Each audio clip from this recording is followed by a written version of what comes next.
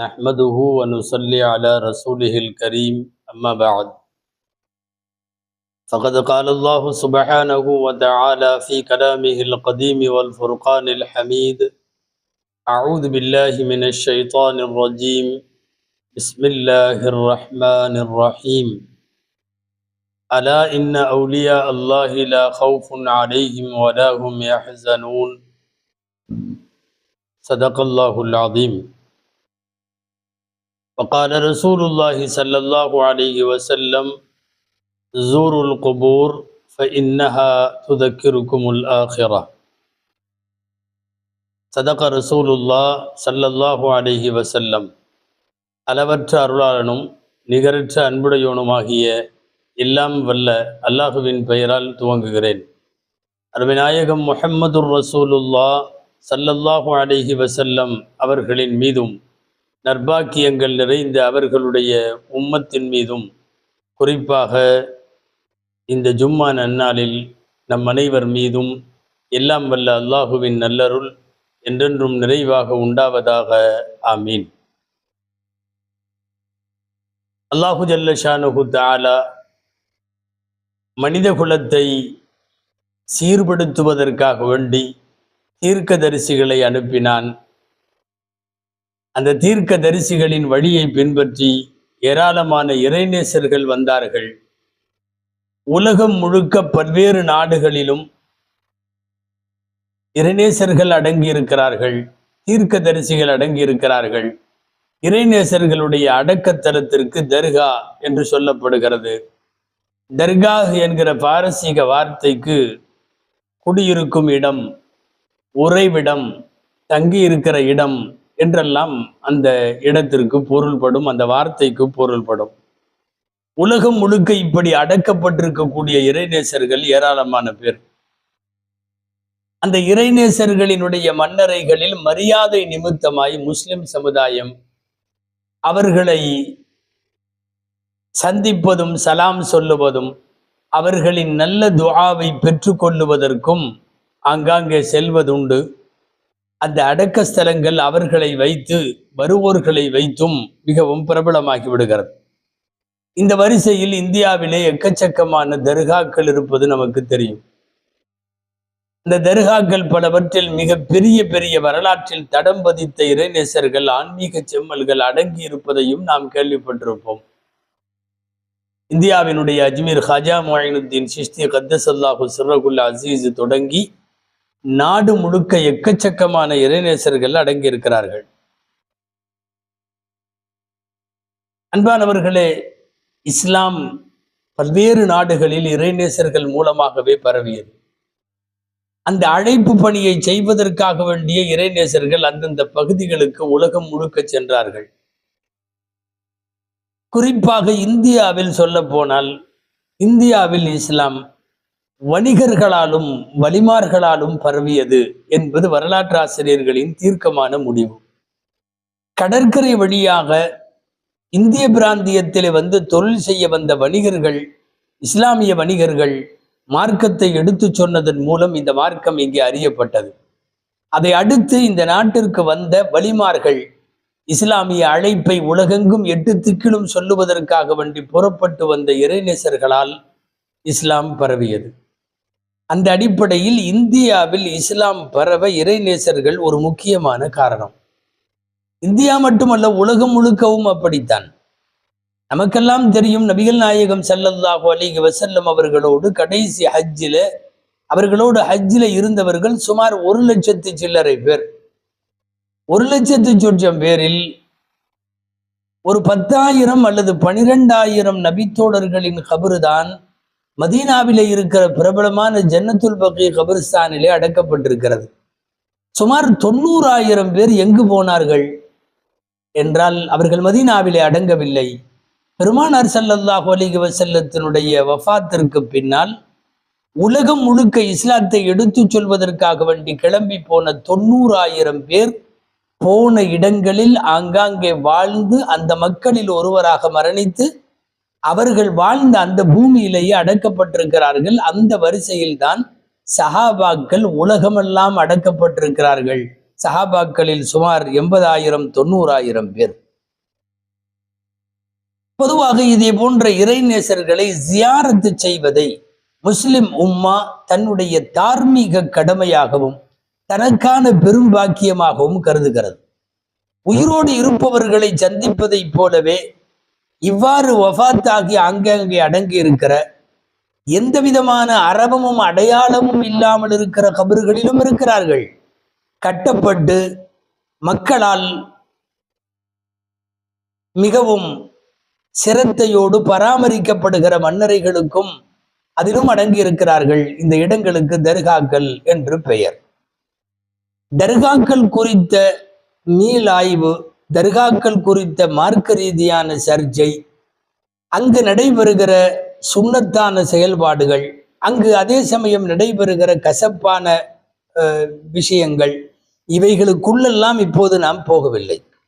பொதுவாக நாம் இந்த நேரத்தில் தமிழக சூழலில் தர்காவை வைத்து அரசியல் செய்யப்படுகிற ஒரு சூழலில் நாம் தர்காக்களை குறித்து, ஏன் கபர் ஜியாரத்தை குறித்து ஒரு தெளிவான பார்வையும், அதை ஒட்டி தமிழகத்தில் சமீப நாட்களாக இந்த வாரம் முழுக்க நடைபெற்று கொண்டிருக்கிற தர்காவை வைத்தான அரசியலை குறித்தும் இந்த ஜும்மாவிலே நாம் சிந்திக்க வேண்டும். அன்பானவர்களே, கபர் ஜியாரத் என்கிற மன்னரையில் உள்ளவர்களை சென்று சந்தித்து சலாம் கூறி அவர்களுக்கு துவா செய்தல், இது சுன்னத்தாகும். மார்க்க அறிஞர்களிடம் ஜியாரத்துல் குபூர் சுன்னத்தும் முஅக்கதா, சக்தி வாய்ந்த சுன்னத்து என்று, உறுதி வாய்ந்த சுன்னத்து என்று நம்பப்படுகிறது. நபிகள் நாயகம் ஸல்லல்லாஹு அலைஹி வஸல்லம் அவர்கள் சஹாபாக்களுக்கு ஜியாரத்து எப்படி செய்ய வேண்டும் என்று கற்றுக் கொடுத்த ஹதீஸ்கள் வந்திருக்கிறது.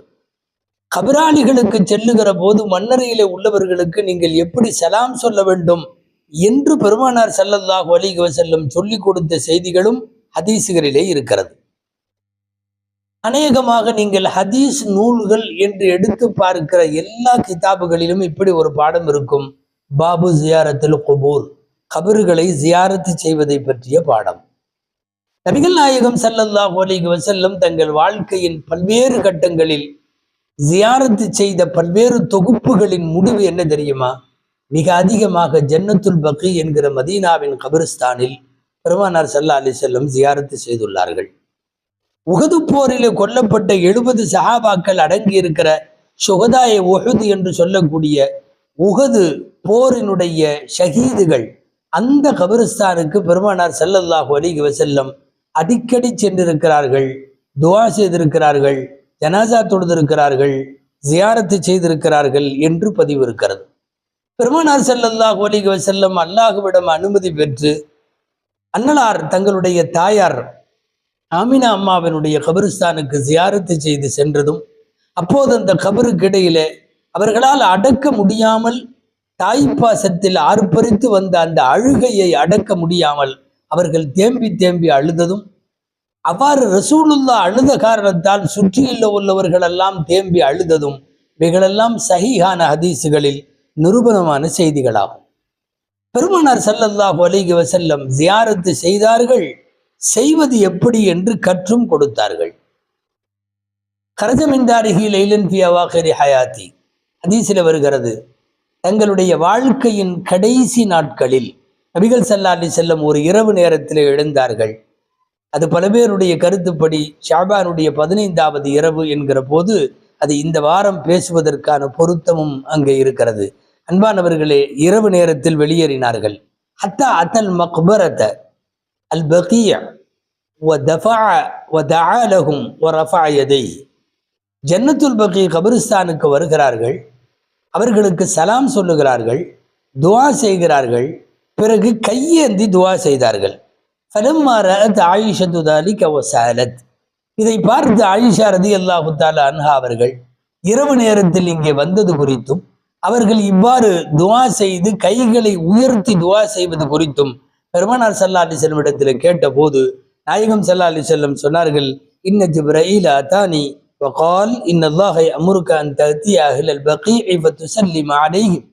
ஆயிஷா, ஜிப்ரீல் அலைஹிஸ்ஸலாம் என்னிடத்தில் வந்தார்கள், வந்து சொன்னார்கள், அல்லாஹ் உங்களை ஜன்னத்துல் பகீ கபிரிஸ்தானுக்கு வருமாறு அல்லாஹ் உத்தரவிடுகிறான், அங்கே வந்து அவர்களுக்கு சலாம் கூறி துஆ செய்யுங்கள் என்று ஜிப்ரீல் அலைஹிஸ்ஸலாம் உத்தரவிட்டதற்கு பின்னால் பெருமானார் ஸல்லல்லாஹு அலைஹி வஸல்லம் அங்கே வந்து செய்தார்கள்.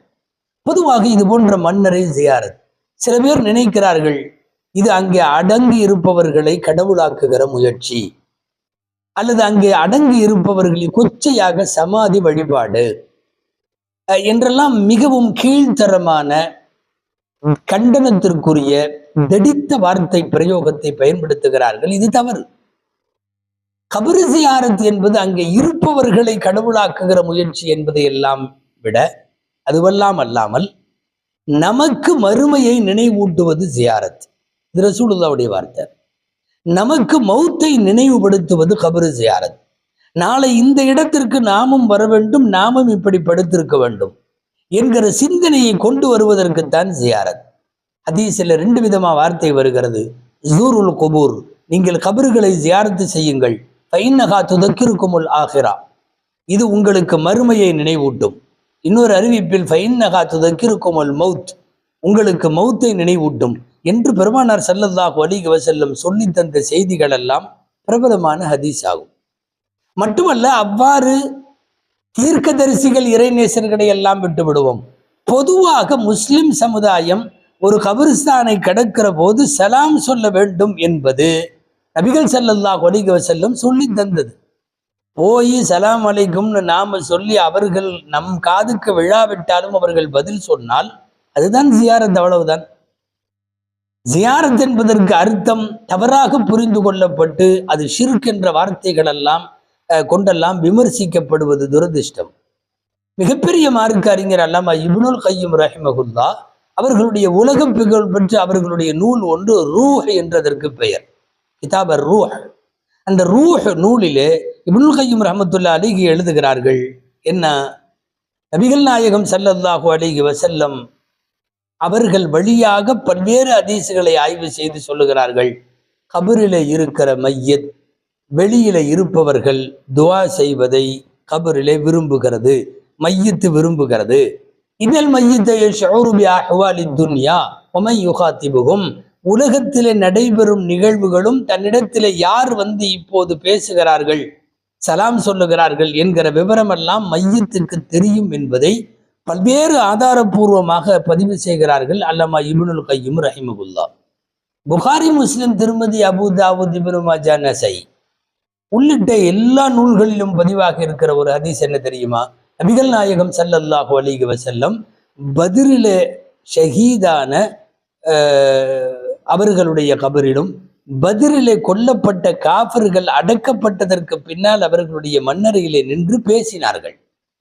மட்டுமல்ல, உமர் ரலியல்லாஹு அன்ஹு போன்றவர்கள் இறந்து போனவர்களோடு பேசுகிறீர்களே என்று கேட்கிற அந்த தொனியை புரிந்து கொண்டு அவர்கள் நன்றாய் கேட்பார்கள் என்று நபிகள் ஸல்லல்லாஹு அலைஹி வஸல்லம் சொன்னதும் இந்த ஹதீசுகளிலே பதிவாக இருக்கிறது. இஸ்லாமிய பார்வையில் கபர்கள் என்பது ஜியாரத்தின் வழியாக அது கண்ணியப்படுத்தப்படும், வணங்கப்படாது. வணக்கம்னு நாமளும் ஏத்துக்கல. நன்றாக சுன்னத்து வல் ஜமாத்தை சார்ந்தவர்களும் புரிந்து கொள்ள வேண்டும், கபரிலே சஜிதா செய்ய அனுமதி இல்லை. அது என்ன காரியங்களை நாம் சொன்னாலும் சஜிதா செய்வது முற்றாக முழுதாக தவிர்க்கப்பட வேண்டிய, மிக கடுமையாக தடை செய்யப்பட வேண்டிய ஒரு விஷயம். கபர் கண்ணியப்படுத்தப்பட வேண்டிய இடம், அது வணங்கப்பட வேண்டிய இடம் அல்ல. சின்ன தொந்தரவு கூட கபராளிகளுக்கு வரக்கூடாது, அது கண்ணியப்படுத்தப்பட வேண்டும். பெருமானார் ஸல்லல்லாஹு அலைஹி வஸல்லம் பார்த்து கொண்டிருக்கிற போது முஸ்லிம்களில் ஒருவர் கபிரிஸ்தானுக்கு வருகிறார். இங்கே நடக்கிறார், காலிலே செருப்பு அணிந்திருக்கிறார், செருப்பு போட்டுக்கொண்டே அவர் கபரை மிதிக்கிறார். நபிகள் ஸல்லல்லாஹு அலைஹி வஸல்லம் பார்த்து விட்டார்கள். அடக்க ஸ்தலத்தின் மீது, அதாவது நல்லா புரிஞ்சுக்கணும், ஒரு 6 அடிக்கு கீழே குழிக்குள்ளதான் ஜனாசா இருக்குது. மேலே உள்ள மண்ணை மிதிப்பதில் ஆளையெல்லாம் மிதிக்கல. ஆனால் அந்த மண்ணை செருப்பு காலோடு மிதிப்பதை பார்த்து விட்டு நபி ஸல்லல்லாஹு அலைஹி வஸல்லம் சொன்னார்கள், அல்கின அலைக ஃபஇன்னக கத் அதைதஹும், எப்பா செருப்பை கழட்டி விடு, நீ அங்கே இருப்பவர்களுக்கு தொந்தரவு கொடுக்கிறாய். அதைதஹும், ஈதா என்றால் நீ அங்கே இருப்பவர்களுக்கு நோவினை தருகிறாய் என்று பெருமானார் ஸல்லல்லாஹு அலைஹி வஸல்லம் சொன்ன ஹதீஸை மேற்கோள் காட்டுகிறார்கள் அல்லாமா இப்னுல் கய்யிம். என்னன்னா, மேல உள்ள இடத்துல நீங்க செருப்பு காலோடு மிதிப்பது 5-6 அடிக்கு கீழே குழிக்குள்ள இருப்பவர்களுக்கு அது வேதனை தரும் என்பது நபிகள் ஸல்லல்லாஹு அலைஹி வஸல்லமுடைய வார்த்தையிலேயே அது நிரூபிக்கப்பட்டிருக்கிறது. அந்த அடிப்படையில் தான் மன்னரை வாசிகளை சந்திப்பதும் சலாம் சொல்லுவதும் துவா செய்வதும் என்று ஒரு ஷரியத்திலே அனுமதிக்கப்பட்ட காரியத்தை உலகமெல்லாம் செய்கிறார்கள். சில நேரம் அந்த அடக்கஸ்தலத்துக்கு போறப்ப ஜியாரத்து பண்ணிட்டு யாராவது ஏழைகளுக்கு சாப்பாடு கொடுக்கிற ஒரு பழக்கம் எல்லா பக்கமும் இருக்கு. இன்றைக்கு பிரபலமான தர்காக்களிலே ஜியாரத்து செய்பவர்களும் அதை செய்வது உண்டு. நன்றாக புரிந்து கொள்ள வேண்டும், உலகத்திலே செய்யப்படுகிற தான தர்மங்கள் சதக்காக்கள் மௌத்தானவர்களுக்கு போய் சேரும், கண்டிப்பா போய் சேரும். அந்த சதக்காக்களில் ஆகச் சிறந்த சதக்கா என்ன தெரியுமா? உணவளித்தல். அடுத்து தண்ணீர் தர்மம். வேறு தர்மங்கள் இருக்கிறது. ஒரு இறந்தவர்களின் பெயராலே நூல் நிலையம் அமைத்தல், கல்விக்கு உதவுதல், பள்ளிவாசல் கட்டி வைத்தல், 6 குளம் வெட்டி எடுத்து மக்களுக்கு அர்ப்பணித்தல், கிணறு வெட்டி தருதல், இது போன்ற எக்கச்சக்கமான இஸ்லாமிய புத்தகங்கள், திருமறைகள் இவைகளெல்லாம் தருதல், நிறைய ஈசால் தவாப் என்று சொல்லக்கூடிய மண்ணறையில் வாழும் மருகூம்களுக்கு சேர்ப்பதற்காக வேண்டி நாம் எடுத்துக்கொள்ளுகிற நிறைய சதகாக்கள். அதுல ரொம்ப முக்கியமானது இதாமு தாம் ஒன்று, சுக்கையல்மா ஒன்று, உணவளித்தலும் தண்ணீர் தர்மம். நபிகள் ஸல்லல்லாஹு அலைஹி வஸல்லம் ஸஅத் ரலியல்லாஹு அன்ஹு வந்து கேட்டபோது சொன்னார்கள், இறந்து விட்ட என் தாய்க்கு நான் ஏதாவது செய்ய ஆசைப்படுகிறேன், நான் என்ன தர்மம் செய்யட்டும்? ஸல்லல்லாஹு சொன்னார்கள், தண்ணீர் தர்மம் ஆகச்சிறந்தது. நிறைய உலகத்திலேயே செலவினங்களில் இறைபாதையில் செய்யப்படக்கூடிய செலவுகளில் ஆகச்சிறந்த செலவு எது என்றால் இதாமு தாம், பசித்தவர்களுக்கு உணவளித்தல். இன்றளவும் நீங்கள் பெரியார்கள் அடங்கி இருக்கக்கூடிய ஸ்தலங்களுக்கு செல்லுபவர்கள் உணவுப் பொட்டலங்கள் வாங்கி கொடுத்தும் ஆக்கியும் அங்கே ஏழைகளுக்கு வயிறார சாப்பாடு கொடுக்கிற நிகழ்ச்சியெல்லாம் நடப்பது இந்த ஹதீஸுகள் மற்றும் ஃபிக்ஹ் சட்டங்களை ஒட்டித்தான். இந்த வரிசையில் தான் தமிழகத்தில், இந்தியாவில், என் உலகம் முழுக்க நிறைய இடங்களில் தர்காக்கள் இருக்கிறது. தர்காக்களில் இறைநேசர்கள் அடங்கி இருக்கிறார்கள். ஒரு பக்கம் தர்காக்களில் சில அனாச்சாரங்கள் நடப்பதையும் நாம் மறுப்பதற்கில்லை. இது ஒரு நீண்ட தலைப்பாக அனாச்சாரங்களை விவரித்து ஆகுமானவைகளை விவரித்து பல மணி நேரம் பேசுகிற தொடர் அல்ல. இப்போது நாட்டில் தர்காவை வைத்து அரசியல் நடக்கிறது.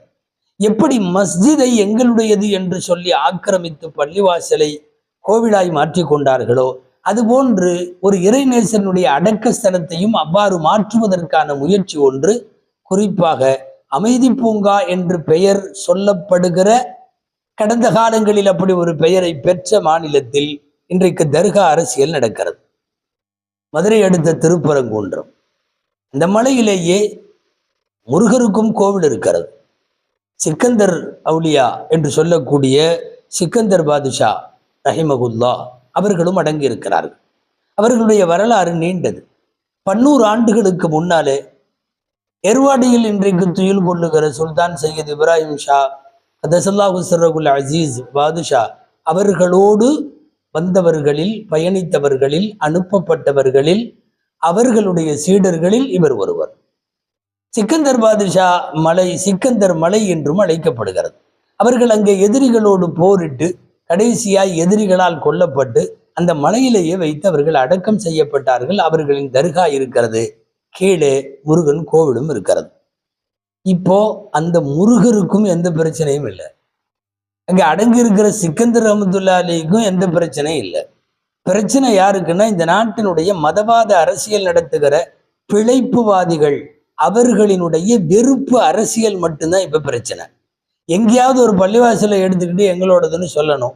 இப்போ அவங்க கையில எடுத்திருக்கிறது தர்கா.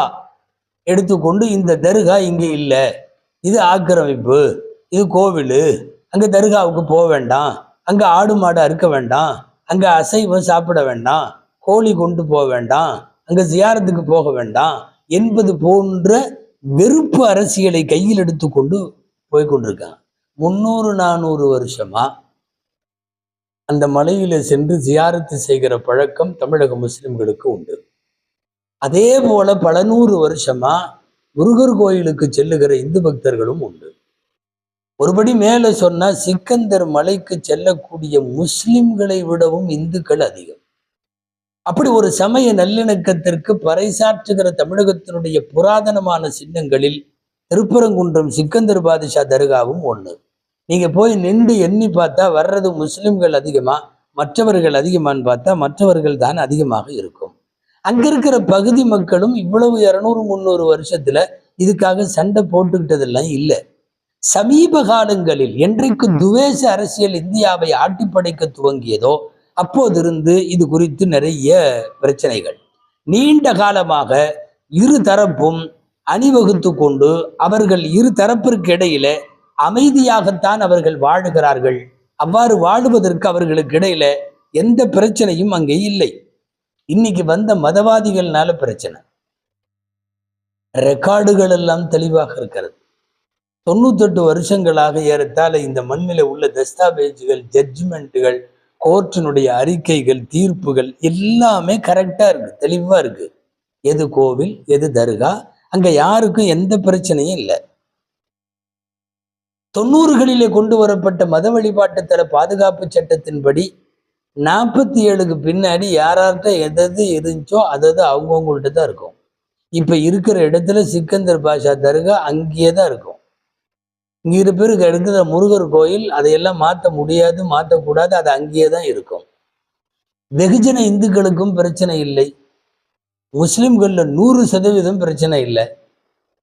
பிரச்சனை என்னன்னா மக்களின் சண்டையை வைத்து பிழைப்பு நடத்துகிற ஈனத்தனமான அரசியல்வாதிகள் சில பேர் உள்ள பூந்து மத வெறுப்பு அரசியலின் மூலமாக இன்றைக்கு திருப்பரங்குன்றம் தர்காவை பிரச்சனையாக்கி இருக்கிறார்கள்.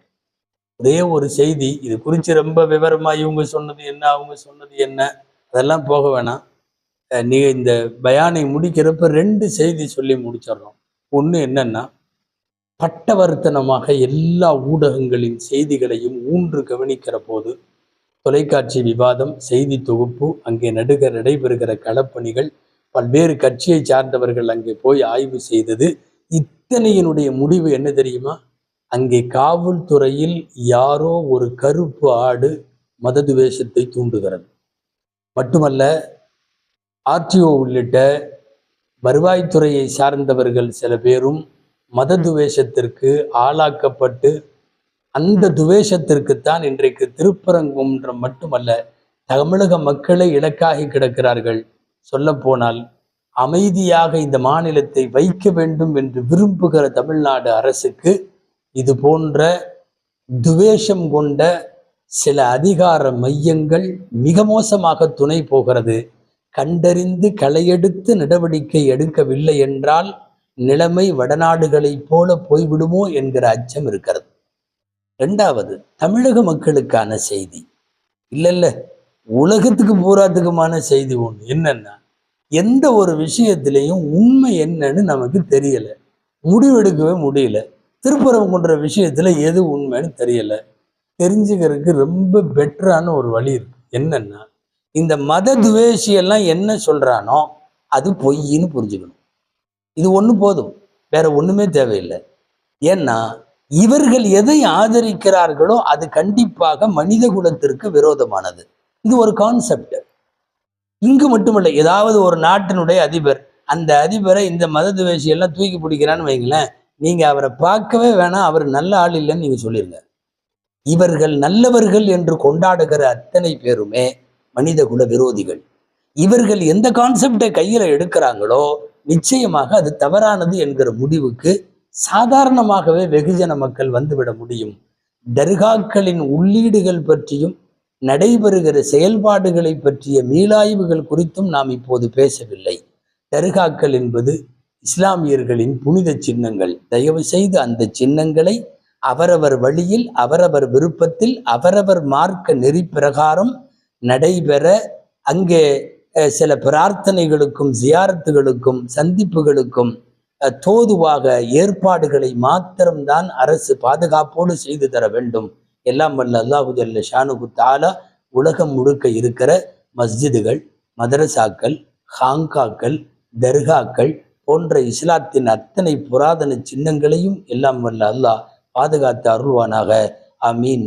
வாஹிரு தஅவானா அனில் ஹம்துலில்லாஹி ரப்பில் ஆலமீன். அஸ்ஸலாமு அலைக்கும் வரஹ்மத்துல்லாஹி வபரகாத்துஹு.